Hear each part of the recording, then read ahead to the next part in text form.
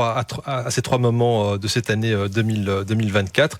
Et tu m'as directement mentionné l'association Papy Boom. Effectivement. Pourquoi l'association Papy Boom ?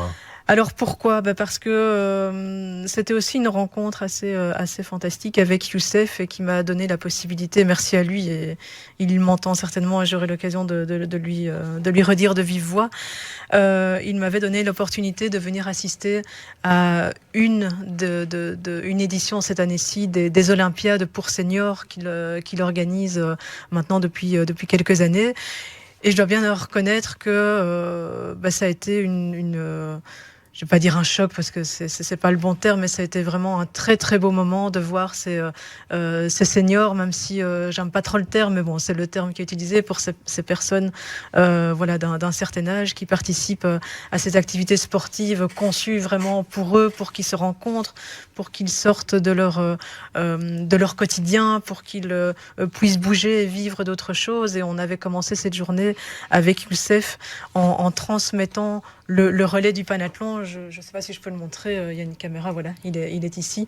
Un relais que nous avions proposé de faire passer de main en main entre tous les seniors. Et honnêtement, ça a été de voir leur sourire et de voir leur engagement et de voir leur joie d'être là, même quand ils arrivent dans le centre sportif. C'était quelque chose d'assez unique. Donc, ça a vraiment marqué cette année pour moi. Vraiment. Youssef Kadar, un éducateur spécialisé, pas comme les autres, en maison de repos, qui au quotidien a pour magnifique mission de rapprocher entre nos aînés et notre société au travers de différentes activités qui sortent complètement des sentiers battus. Et tout cela se fait au travers de l'organisation Papy Boom, fondée en 2016, qui offre donc des animations hors du commun aux résidents en maison de repos, avec pour ambition de rompre l'isolement des seniors et favoriser le vivre ensemble intergénérationnel. Et ces activités ont d'ailleurs même été saluées par notre roi. Bonjour Youssef Kadar. Bonjour Jamal, bonjour Kathleen, bonjour Cole, j'espère que vous m'entendez bien. On t'entend bien, mais on a l'impression que tu es dans ta salle de bain là, ça résonne dans tous les sens. Ah ouais. Ah ben c'est vrai, attends, je vais sortir d'où je suis, c'est vrai que ça résonne.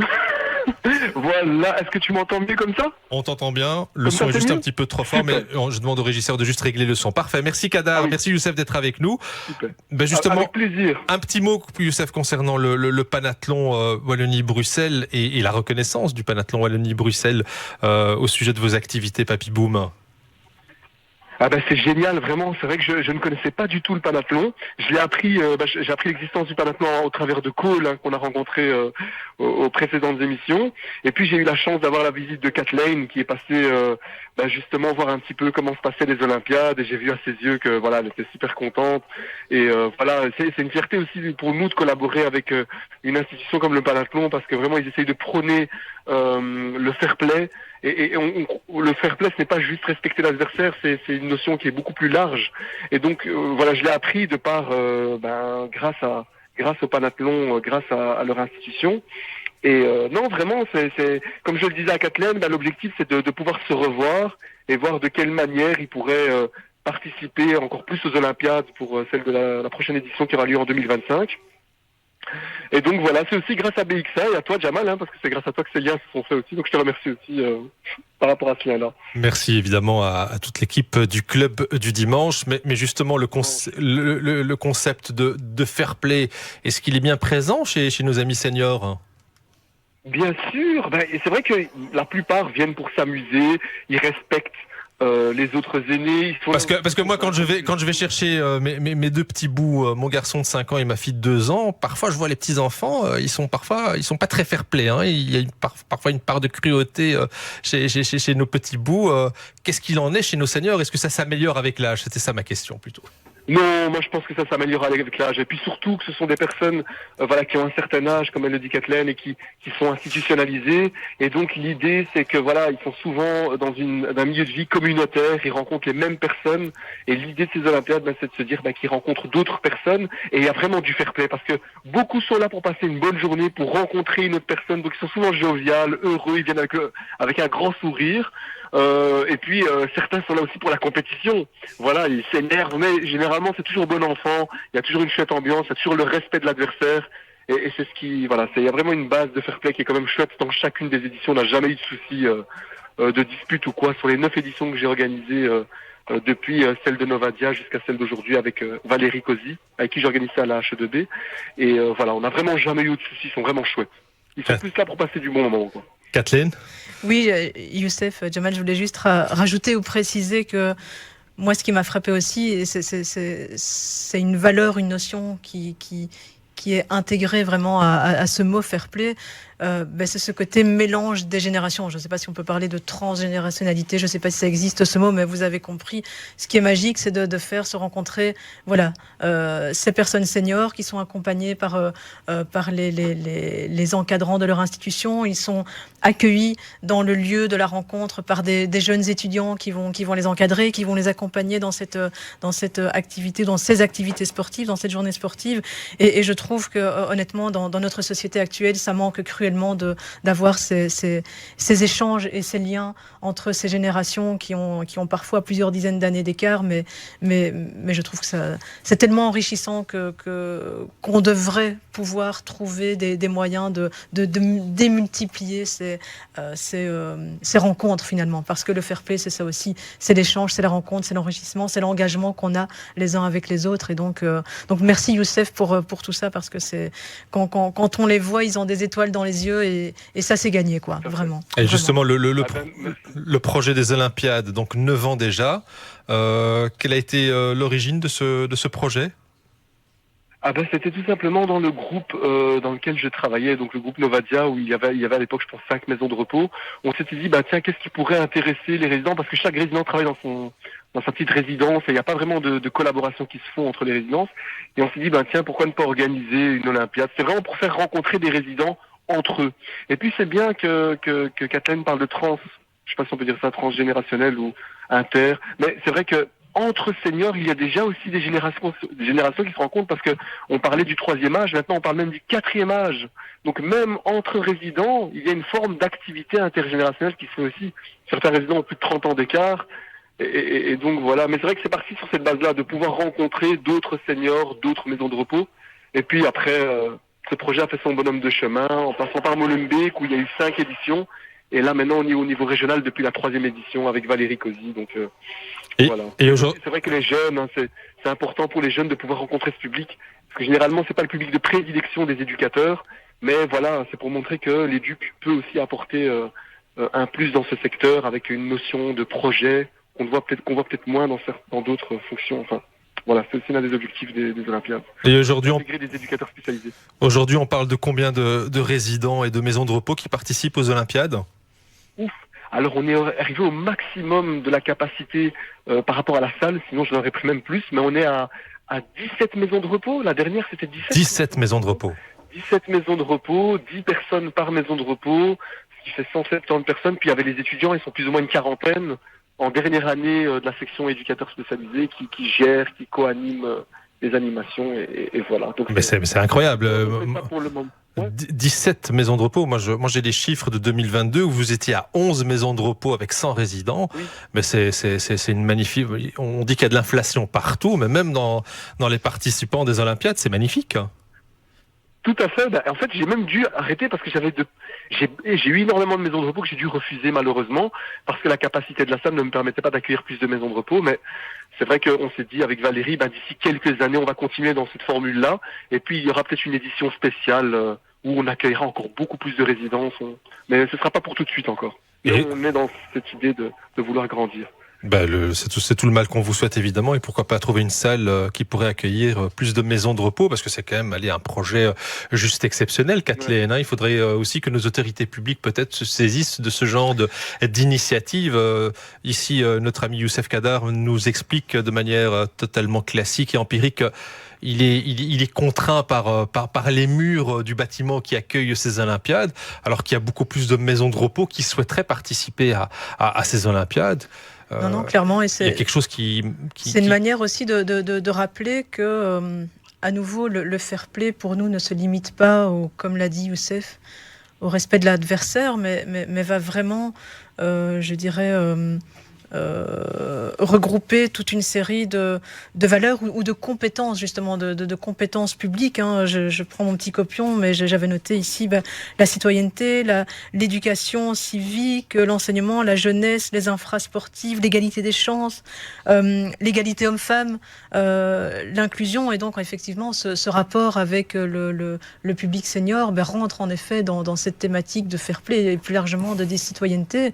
Et donc, oui, il faut faire prendre conscience aux personnes qui ont ces compétences-là que c'est un public à prendre en considération, tout simplement, et qu'il y a peut-être des choses à faire. Donc peut-être effectivement lancer un petit appel à ces entités, à vous qui avez des salles ou cette envie ou des projets similaires de se mettre autour d'une table pour renforcer ce projet, très clairement. Michel ? Et vu comment le projet a grandi vraiment très vite et de manière exponentielle, pourquoi pas des Jeux Olympiques pour seniors ?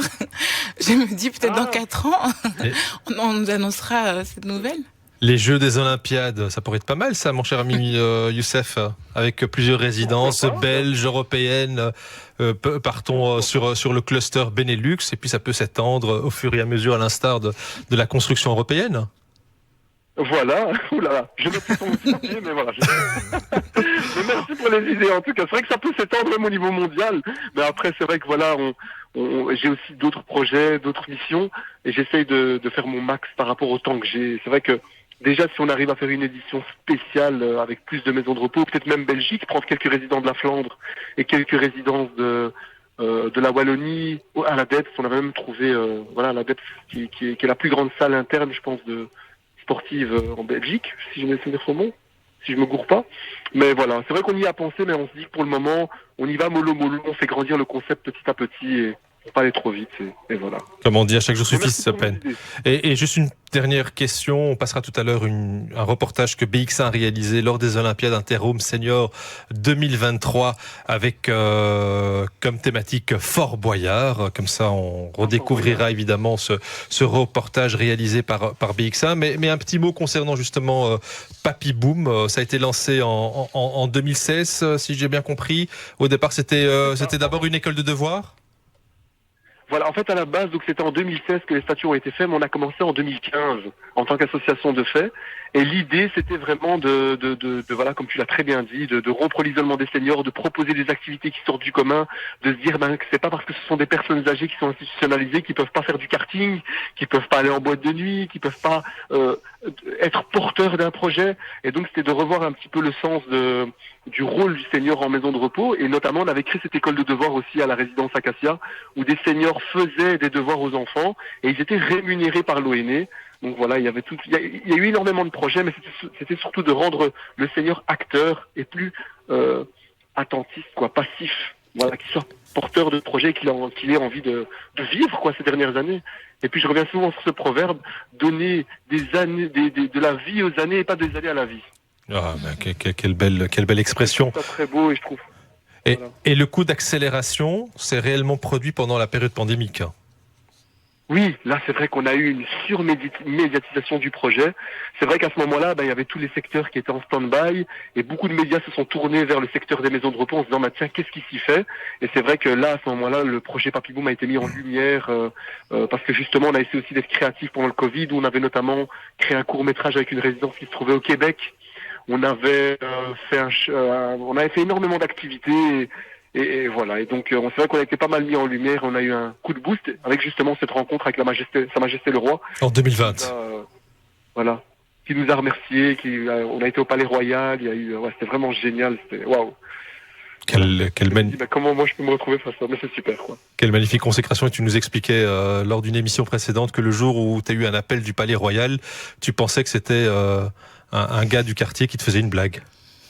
Voilà, clairement. Parce que je dis, mais attends, non, c'est pas possible. C'est qui? C'est un feed? Arrête de foutre de moi. Non, c'est le Palais Royal. Ouais, le Palais Royal. Faut arrêter un peu. On n'y croit pas, mais en fait, ils ont l'habitude qu'on réagisse de cette manière-là. Parce que quand ils ont appelé les autres candidats, ils étaient aussi, c'est vrai, vous nous appelez vraiment. Et on est étonnés, le Palais Royal qui nous contacte. Ça paraît surréaliste. C'était une belle surprise. En tout cas, quelle magnifique histoire, Kathleen. Et quelle belle reconnaissance aussi. Et quelle belle reconnaissance. Effectivement, Merci, oui. en tout cas. Donc, et en espérant que cette histoire continue, mais il n'y a pas de raison. Au vu de tous les projets que Youssef a en tête, ça va perdurer. Justement, Youssef, depuis lors, il nous sort nos seniors et il leur propose des soirées en boîte de nuit. Ça a été filmé par Combini. Tout à l'heure, on aura l'occasion de revoir la vidéo. Il y a eu effectivement des week-ends karting, voyage en montgolfière. Quel est l'instant que tu retiendrais, Youssef, de toutes ces expériences totalement insolites avec nos seniors? Moi, c'était vraiment un résident qui... franchement, il y en a plusieurs. Hein. C'est compliqué d'en dire qu'un seul, mais moi, c'était une personne qui avait 98 ans. C'est Georges Burgot qui vient à nos activités et qui me dit s'il n'y avait pas tes activités, je pense que je me serais laissé mourir plus tôt. Et donc ça, tu te dis, ça a du sens pour les aînés de se dire, pour eux, c'est vraiment une bouffée d'oxygène de se dire qu'il y aura des projets, qu'on les prend en considération. Et voilà, moi, c'est une discussion que j'avais eue avec ce seigneur qui m'a touché, quoi, parce que voilà, pour lui c'était primordial qu'il y ait ce genre de projet, quoi, à 98 ans. Et donc voilà. Et l'activité qui t'a le plus marqué à titre personnel? Alors moi, il y en a eu plusieurs, mais celle qui m'a fait le plus rire et qui m'a marqué aussi, c'était le vol en chute libre, mais c'était une chute libre contrôlée à Charleroi. Comment ça s'appelle encore Oui, où tu es poussé par l'air, tu te retrouves en train de... Voilà, comme si tu étais en chute libre. En chute libre, oui. Parce qu'on était arrivé. Ah ouais, ça c'était le moment qui m'avait... Vraiment, les résidents s'étaient bien amusés. Il n'y avait pas un souci de dentier? Une anecdote par rapport à ça. Oui, voilà, c'est ça. En fait, c'est ce qui nous avait fait tous rire parce qu'on était tous rentrés dans la turbine. Et j'ai une résidente qui me regarde, qui me lève ses 2 pouces et elle sourit, mais je vois son dentier qui bouge. Et au moment où elle me regarde, je regarde la turbine, je vois, tu vois, le système d'aération, je me dis, mais ce dentier va se retrouver là-bas. Il faut absolument qu'on sorte tout. Donc je fais signe au gars en disant, stop, arrête tout. Et donc on ressort avec les seniors. Et on se dit, j'aurais dit, écoutez, est-ce qu'il y a plusieurs seniors qui ont des dentiers? Ils ont tous levé leurs mains et alors on a mis à rigoler. Il y a le barman qui me dit, il sort des verres avec de l'eau et il a mis des étiquettes et c'était une première pour eux aussi. Ils m'ont dit, on n'a jamais eu d'identification. Donc t'avais le dentier de Martine, t'avais le dentier de Bernard, t'avais ça, tout l'un à côté de l'autre sur le bar. Et puis ils sont partis faire l'envol et voilà, c'est génial. Mais on s'est super bien amusé. On pourrait faire un film en fait sur On ces pourrait vraiment anecdotes. effectivement faire un film. Il y a déjà la série Papy Boom, là maintenant il nous faudrait vraiment le film et peut-être compiler tous les rushs que tu as eu l'occasion d'enregistrer et d'en faire un reportage long format. Justement, là, on va faire, parce que là, la 100e, on a fait 99 épisodes, et pour la 100e, on va faire une petite édition qui va un épisode qui va un petit peu raconter les débuts, les difficultés et les beaux moments. Donc, on va faire un petit brainstorming, si je peux dire ça comme ça. Et dernière question, des projets pour cette dernière partie de 2024 et 2025? Alors là, il y a des projets, il y a trois gros projets qui se font entre septembre et novembre 2024. Et le prochain, c'est une initiation à l'e-sport. En fait, ça va être une compétition e-sport. On va collaborer avec l'ASBL Silver Geek en France. Donc Silver Geek, c'est vraiment une ASBL qui a été créée pour justement initier les seniors à l'e-sport. Et ils en font des compétitions dans toutes les régions françaises. Ah oui. Et donc l'idée, c'est qu'on fasse une compétition ici à Bruxelles le 18 septembre. Et la meilleure équipe de France viendra pour un showcase, donc un match France-Belgique entre la meilleure équipe de Belgique. Ça va être génial, ça. Maillot. Ouais, ça va être super. On est justement dans la préparation et ça va être super. Il y aura des écrans géants, ça va être super. Et on invite le public à venir voir un peu. Donc si Kathleen, Jamal, vous avez du temps, le mercredi 18, en après-midi, vous pouvez venir voir le match France-Belgique. On aura du temps. C'est un peu un remake de ce qui va se passer lundi, en fait. Et donc c'est le mercredi 18. Voilà, c'est ça, ouais. On espère qu'on aura notre revanche lundi, parce que là... Mais quoique les deux équipes étaient pas top, donc on espère que la Belgique passe. Et donc tu disais le mercredi 18 quel mois? 18 septembre. Le 18 septembre, le mercredi 18 septembre. Écoute, on aura l'occasion d'en reparler en début de saison, le 1er septembre 2024, 3e saison du Club du Dimanche, et on en reparlera évidemment plus en détail à ce moment-là. Merci Youssef Kadar, excellent dimanche à toi. Et on aura l'occasion d'ici quelques secondes de voir justement ce reportage réalisé par BX1 lors des Olympiades Inter-Home Senior 2023. Et on se dit à très bientôt, Youssef, sur les ondes de BX1. À très bientôt, Jamal. À très bientôt, Kathleen. Au revoir à tous. Au revoir, Youssef. Au revoir. Salut. Ciao, ciao. Merci à tous.